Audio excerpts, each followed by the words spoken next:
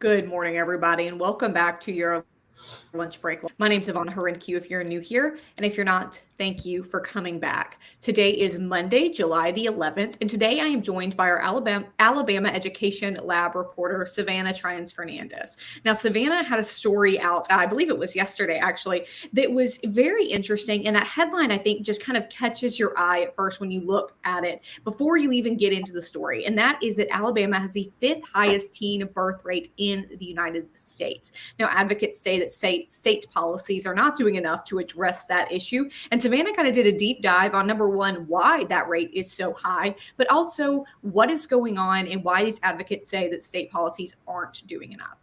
Savannah, there's a lot to break down in here. And there's a lot of little factors that add into this big problem of Alabama having the fifth highest teen birth rate. So let's kind of break some of those down before we get too into the weeds. One thing that you addressed pretty quickly is that counties in Alabama's Black Belt have the highest teen pregnancy and birth rate in the state. So the Black Belt numbers really push up the rest of the state. So tell me a little bit about that. Yeah, so those numbers in both teen pregnancy rates and teen birth rates, some counties have double the rate of Alabama as a whole, which, as noted in the headline, as noted here, has the fifth highest rate in the country. So why the Black Belt in particular has those very large disparities that we're seeing is because they're very rural. A lot of the counties are low income, and a lot of the counties are predominantly Black. And so there's not a lot of investment there in reproductive healthcare, period, but reproductive healthcare in particular. So we're seeing women have to drive for hours to reach their OBGYN. There are 50% of Alabama counties don't have any obstetrical services available. And a lot of those counties and a lot of those gaps are in the Black Belt in particular. So just not a lot available in those communities, just in terms of being able to go to a doctor. Well, and something that you note that you and I were actually talking about a minute ago before we went live that is just very interesting stat that you have in the story about, again, the Black Belt and this lack of access to reproductive health care is that so many women in Black Belt counties and across rural Alabama have a very hard time accessing contraceptives, accessing IUDs, birth control, and things of that nature. You note in here, and this is from a doctor who actually you spoke with about this, that usually the only option for these women, for these patients who are seeking this type of healthcare contraceptives is through their county health department. And most of these county health departments have very long wait times. You can't just go in and ask for birth control. It's not that easy. Yeah. I mean, I myself made a few phone calls to county health departments in the Black Belt just to see how long it would take them to get me an appointment for birth control. And they were on average saying by the end of August is the first time they could see me, right? So that's about 2 months just to get an appointment. But yeah, county health departments are often the only access point for IUDs, for any other type of birth control, because a lot of women in rural, poorer communities are on Medicaid. So not every primary care doctor is going to take them. They can't just go into any hospital, as I just mentioned, to access these services. So the only option is county health departments, and you're looking at long wait times to get an appointment. And then after you get that, long wait times to get the IUDs and to get the birth control that you need. And I think that it's worth kind of breaking that down. So say you are a woman in need of some type of birth control or contraceptive in the Black Belt. And if you are on Medicaid, which we know so many are, you can't likely call a primary care physician. Even if you could, there aren't very many in the Black Belt. So that's, problem one. Problem two, you likely are on Medicaid, which means you cannot call just any primary care physician and say, hey, I need a prescription for birth control, for an IUD, et cetera. So that option is out. You can't go into a hospital because less than 50% of Alabama counties have a hospital with obstetrical services. So you can't go in a hospital and do that. So you're left again with that health department. So you say, okay, great, I'll go into the health department. But then you are getting these 2-month or longer wait times. That seems like a very long list of obstacles. A very long list of obstacles. And that is part of the reason we're seeing such high teen birth rates, such high teen pregnancy rates, because even when you do want to access these preventative measures, there are just barriers coming at you at every direction. Well, and too, again, if we focus this back on teens, that's women of all ages here. If you focus this back on teens, so many of them likely don't have access to transportation, even if they did want to get into maybe another county, into the county health department, get that appointment. So Let's talk a little bit about these teenagers. Now, we know that we spoke with your colleague, our colleague Rebecca Griesbach, about 2 weeks ago. And we talked about sex ed in Alabama, which she explained is focused, number one, on abstinence only. But number two, there isn't a one overarching class of sex ed. It's very patchwork across the state. So tell us a little bit about that and how that lack of a comprehensive sex ed class or education feeds into this teen birth rate. Yeah. So like you mentioned, in Alabama, one, sex ed is not mandated. And if it is, then there's a real focus on abstinence. I believe they say that it is expected to be taught that abstinence is the only, I have it written down here, but abstinence is the only, culturally accepted form of sex outside of marriage. So that's what's taught in schools, basically. And if sex ed is taught at all. And so we know that 50% of middle schoolers don't get an education in sex ed. And about 50% of high schoolers don't know how to use contraceptives because that's not mandated either. But the focus on abstinence isn't necessarily realistic. I mean, according to our most recent youth behavior risk survey, about 40% of high schoolers in Alabama are having sex. And so we spoke to Portia Shepard, who is a woman doing a lot of prevention work in her Black belt communities. And, she said, you can't teach a student how to use a condom after they've already had sex. And that's kind of what we're looking at right here. We're just reacting and not doing anything proactively to make sure students know about prevention. Students know how not to, get an STD, not to get pregnant. And as of now, there's just nothing mandated across the board. And I think I mentioned this when I spoke with Rebecca a few weeks ago about sex ed, but I think it bears repeating. And I'm looking down at your story here to quote this correctly. In 1975, state code says that any sex ed material should emphasize that abstinence from sexual activity is the only completely effective protection against pregnancy, STIs, and HIV/AIDS, and that abstinence outside of marriage is the expected social standard for school-age children. And again, that includes teenagers. We're not talking young children in that. And I know you just mentioned that, Savannah, but that is also from 1975, state code from 1975. It's 2022, and there's not been a change in that. So that is a long time for something to stay the same, especially with the types of leaps that have been made in healthcare, in reproductive healthcare from 1975 to 2022. Now, also talking about that, I want to go to another stat that I thought was very interesting and kind of surprising, I think, as well. And that is about how teen births carry a high risk for both the mother and the baby. Now, I'm looking again at your story, can lead to maternal mortality, premature births, and low birth weights. Now, I think there is sometimes an expectation that younger people, younger women are going to be healthier during pregnancy, during birth than older women. So many people say, oh, well, they're young and healthy, right? That's just kind of the phrase that we are so often told about young people. But what you have reported, what these doctors have told you is that that is not necessarily true in terms of birth rates for teenagers. Yeah. I mean, a lot of young people, their bodies are still developing, as compared to a woman in her 30s who is fully developed and has gone through puberty fully at that point. So women at those extremes of age, 15, 14, are still developing and are at a much higher risk of dying in childbirth than women who are kind of in that more 30s, 20s range where, that's where you are fully developed at that point.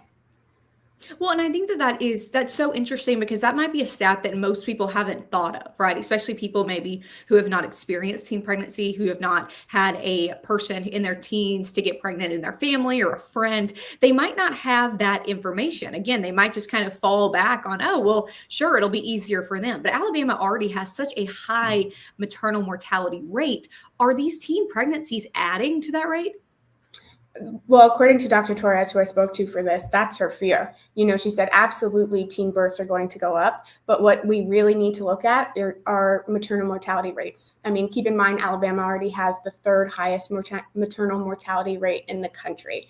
And so the fact that that's just going to go up because people at these extremes of age are now going to have to carry their pregnancies to term, it's a real concern.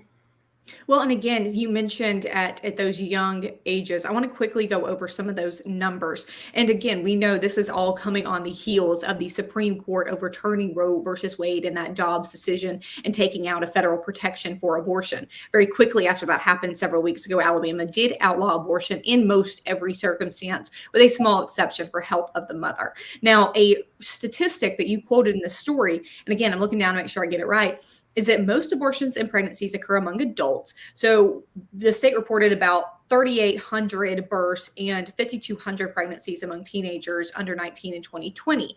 Now let's look at that age group. In that age group, about 600 teenagers received abortions, which is not very many, with the youngest patient reported to be 11 years old. So do the healthcare professionals, the doctor you spoke with, do they worry that some of these kids, 11, 12, and 13, will be forced to carry their pregnancy to term and could have serious health consequences, even die during childbirth at that point? Yeah, definitely. I mean, it's not clear if that will fall under the category of, exceptions for the life of the mother because they are at such high risk because they are so young, but that's definitely a concern and something that remains to be seen. Savannah, what is the state doing about this? Alabama, again, having the fifth highest teen birth rate in the U.S. Let's take out the kind of micro environments we've been talking about with the black belt, with 11, 12, 13-year-olds. Just overall, what is the state doing, or what are they not doing to address this issue across Alabama? Yeah, so that's the real concern here. What is the state doing? They don't allocate any state funding toward prevention efforts. So Alabama gives zero of its own dollars to prevent teen pregnancies. Now, we do get about $2 million in federal funding for more comprehensive sex education programs that teach about pregnancy prevention, as well as, how to use contraceptives and personal responsibility. But because we have that abstinence policy in place in our sex education standard, ADPH, the Department of Public Health, pretty much prevents that money from going to schools. So that money can only go to community organizations like Black Belt Women Rising, who we profiled in this story. And those organizations can make their own relationships with school districts if school districts allow. But, that $2 million in federal funding, that only money the state of Alabama has for teen pregnancy prevention, is not allowed in schools. And in 2017, about 6 state agencies from across the board, we're talking ALEA, Department of Labor, Department of Community Development, they all came together to look at how can we get teen pregnancy numbers down in the state. And one of their main recommendations was that federal funding needs to go directly into classrooms. And also we need a more comprehensive sexual education curriculum, because that's the most effective, efficient way to reach a lot of teenagers and to get those numbers down. Again, this report was issued in 2017, but neither of those things have happened. So that $2 million in federal funding that is supposed to be going to help this situation, maybe not even specifically at a specific program, but just overall to help the issue of teen birth rates in Alabama. It can't be used in schools because Alabama does not have a comprehensive sex ed program. It can be used in community type initiatives, but that is all hinging on the fact that you're trying to get teenagers to attend these initiatives, right? You are trying to ask teenagers in a high school, say, oh, after you go to school, which you're a teenager, you're probably not thrilled about going to school, you're probably moody and all those things that we know teenagers to be. We're trying to ask them to go to a separate location or to participate in a separate event that is not mandated by their school. I just remember when I was a teenager, and if somebody told me, hey, do you want to go to this initiative where we can talk about teen pregnancy? I would have said absolutely not. Like, why would I want to do that? So what do these groups say about how these initiatives are going? How do they encourage teenagers to come? Yeah, so as you mentioned, these programs are completely voluntary, right? And as of now, participation is the main issue. So 2021, only about 660 teenagers participated in these programs. And that might sound like a lot, but that's less than 1% of Alabama's teenage population. That's like 0.5% of the teenage population, right? So a lot of these programs, like Black Belt Women Rising, they are trying to partner with local school districts because they know by going into schools and by sitting in front of a captivated classroom audience that, doesn't have to elect to be there after school, that's the best way to teach these lessons. And that's what Black Belt Women Rising has been trying to do. But in terms of, other programs, they're not all having the same luck. I mean, with the pandemic especially, that's been a huge barrier into getting more people to participate in these programs because they are face-to-face. They don't do these virtually. So, before the pandemic, we had about 2,500 participants, which is still a low number, but now that number has gone down to 660. So it's hard to say what can be done other than trying to forge these relationships with local school districts. That again just sounds like a really low number because it is a really low number. So again, they've got this money some of these groups are trying to put on these initiatives, but if you don't have people coming, if you don't have teenagers coming, then there's nothing they can do. And something we should also note is this is focused really on, again, people in high school and even sometimes in middle school. This is not a college type conversation because typically somebody's going to college, say 18, 19, they only have another year or two of being a teenager. This is something that is focused, unfortunately, on our much younger population. Savannah, is that right to say? Yes. School-age students under the age of 18, 19 are the focus for this. There's a lot to unpack here. Again, I'm going to leave Savannah's story here linked so you can read through it. There are also some very interesting statistics at a chart at the bottom of that article where you can see how your county stacks up in terms of these teen birth rates and what's going on in your county. Savannah, this is a very in-depth look at a problem that's even bigger than I know what you could put on paper. So thank you for explaining this. I know you in the Education Lab will be following up on this issue for as long as it takes. We're going to leave links here as well for people to keep up with you and your colleagues at the Ed Lab. Whew, if I can speak on this Monday today as well. Savannah, thank you so much. And everybody watching, thank you. We'll see you tomorrow. Thanks for having me.